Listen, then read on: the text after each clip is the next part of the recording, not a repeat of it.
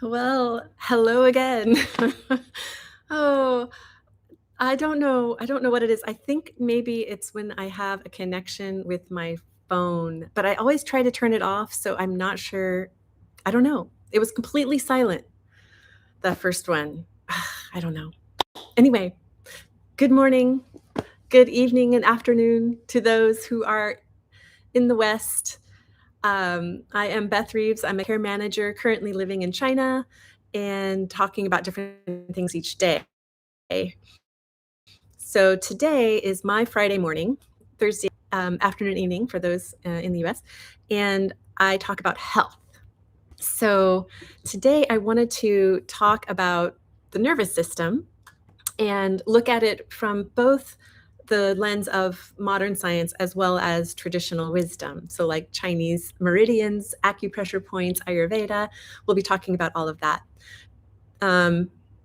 Basically, if your energy is feeling stuck or overheated or depleted, this will be a practical look at how some small shifts can help restore flow. So, back to my notes here. Okay, so first let's look at the different systems. Of course, we have the Western approach, which is the sympathetic and parasympathetic system. And we've talked about that a little bit in our previous video where we did like my 3 favorite things. We talked about breathing techniques, right? And doing box breathing and how that resets our nervous system. We talked about tapping, right? And how that can reset our nervous system. We talked about doing mumbling and laughter and how that works on resetting our nervous system. Those all are sympathetic and parasympathetic nervous system approaches. In Chinese medicine, we have qi, right? We have the energy flow going through our meridians. And the idea is that if our qi is stuck, we're going to feel agitation and tension and have insomnia and things like that. So we want to work on releasing our stuck qi and restoring balance to our qi. And then in the Ayurvedic approach, the Ayurveda actually looks at our body types. They break our body types into 3 categories. There's Vata, Pitta, and Kapha. So Vata is the air type. So those are people who are usually thinner, more wiry, maybe mentally more dreamy, more absent-minded, and very flexible and floaty. That's kind of a Vata type. Pitta is fire. So those are folks who tend to have more readiness in their complexion, maybe red hair or readiness in their hair. They're more fiery, more sharp, more quick, have maybe a little sharp temper, and, just make decisions quickly, move quickly, you're energetic, that sort of thing. That's Pitta, fire. Kapha is earth. So these are folks who are going to be more grounded. They're going to have really strong nails and strong teeth and big strong white of their eyes and more heavy set and just solid, more grounded. They're going to move more slowly. They're going to make decisions more slowly, change slowly. Their digestion will be slower, and they may be attracted to spicy foods because that helps their digestion move. So that's Kapha. So this is the body type, but also our environment can. So if you have a lot of air in your environment, if you're moving a lot, like I am right now, traveling and changing day to day to day to day, increasing Vata, that's making my Vata go crazy. And you might guess I'm already a Vata body type. I'm the thin, absent-minded, dreamy person. So I'm very Vata already. So with all this movement and whatever, it's really making my Vata out of whack. So I'm craving this Kapha grounding, touching the earth, being stable, having a home, you know what I mean? Like I'm craving that, right? I need it. So the environment can affect you as well. Pitta, same thing. If there's a lot of heat, if it's summer and we're, or food that we're eating is very spicy, things like that can increase our Pitta. Or if there's just a lot of quickness happening, things that are happening quickly. Social media, chung, chung, chung, chung, right? Attention grabbing. That's going to increase our pitta. And then kapha also is like, you know, if we're getting stuck in things, if we're getting stuck at work, if we're getting stuck in relationships, if we're getting stuck, whatever, that's going to increase our kapha, right? Where we're going to feel a need to get that back in balance. So these are different traditions, right? But there's a similar observation, which is that if our energy is out of balance, our mind and body follow. And you know what I just realized is I wonder if I should check that their sound is on. How can I check it though? Oh gosh, I'm just going to have to trust that it's working. I didn't check what microphone it was connected to though. Oh, silly Beth. Okay, well, I'm just going to hope it's working. So what I wanted to just show is a few techniques from these different traditions that you can use for nervous system reset. So the first one is an acupressure point. So this is the PC6 Neguan, and it's located 3 fingers. Let me just do this so I can see what I'm showing you. Yeah, 3 fingers below your wrist joint. So 3 fingers below yours. So right here. Okay, and you're just going to press that point and hold it for 1 to 2 minutes and breathe slowly. And I did have a little picture to show you. It's very simple, but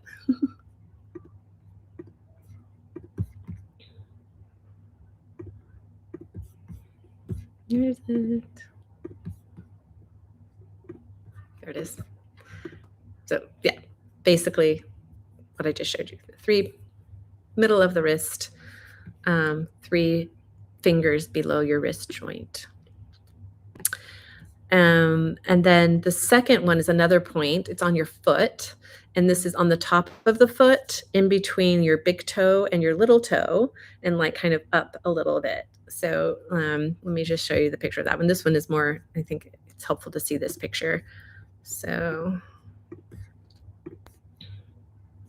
yeah, so it's this LR3, the Thai, I can't read the letter, Tai Chong, there we go. So yeah, this one, so it's right there. So that's the same thing. You just want to press and hold that for 1 to 2 minutes on either foot, either with either wrist and either foot, it doesn't matter. And breathe calmly, and that will help to reset. So the liver one in particular is kind of more focused on the irritability side. It's going to be good for, frustration or emotional tension and irritability. So that one's going to be a little helpful. And if the Ayurvedic perspective on that would be that it's working on Pitta. So, and then the last one, I just want to give some general tips for Ayurveda, because Ayurveda is really, it looks at the body type and what's going on, first from a perspective of movement. So that's why we have yoga. Like, what are moves that we can do to get our body back in balance? And we're not going to talk about that today, but they also focus on our foods and just kind of lifestyle changes. So that's what I want to just touch on today. The first is having warm foods. This is true for both the Chinese system and the Indian system, actually. They're warm foods, warm water are much more, are much better, seen as much better for the body than cold drinks or cold food, particularly in wintertime or in cold climates. They don't like cold food, but it's in general because it's harder for our body to break everything down. The only foods that you can have generally without heating would be fruits, because they've already been heated by the sun, is the idea. So when you're eating a fruit, it's already been heated by the sun, it's ripened, it's ready to be digested by the body, it's easy to digest. Otherwise, if it's, vegetables or meat, certainly, or whatever, you want everything to be warm. So warm foods is important. And if the most healing and comforting ones are going to be porridges and soups and, again, things that are easy to digest. The second thing in lifestyle change is just having slow routines. So whether that's taking a slow walk out the door or just taking a chore that you normally do and just consciously taking your time. Do your dishes really slowly. Fold your clothes. Take your shower. Whatever it is, kind of just consciously slow down and like savor each moment. Really savor it. That will help ground you. The third one, which is one of my favorites, is to do an oil massage. And in Ayurveda, they actually have a special massage oil, Ayurvedic massage oil, which smells so good. It has herbs in it that are good for the massage, and you warm it up. You can start with your feet and then move yourself up into the core.